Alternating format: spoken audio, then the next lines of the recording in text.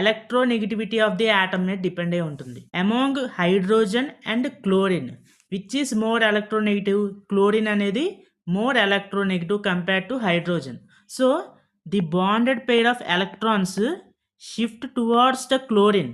So అప్పుడు chlorine మీద మనకి -1 అనే ఛార్జ్, ఫార్మల్ ఛార్జ్ అనేది రావడం జరుగుతుంది.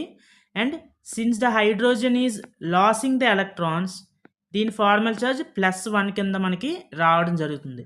అయితే ఇలా బాండ్ బ్రేక్ అయినప్పుడు కానీ లేదా బాండ్ ఫార్మేషన్లో కానీ ఇండివిజువల్ ఆటమ్స్ మీద ఉండే ఫార్మల్ ఛార్జ్ని మనం ఆక్సిడేషన్ స్టేట్ అంటాం లేదా ఆక్సిడేషన్ నెంబర్ అంటాం. అయితే దీన్ని ఈజీగా ఎలాగా మీరు గుర్తుంచుకోవాలంటే ఏదైనా ఒక కోవలెంట్ బాండ్ చూసుకోండి. ఫర్ ఎగ్జాంపుల్ HCl చెప్పాను, H బాండ్ Cl.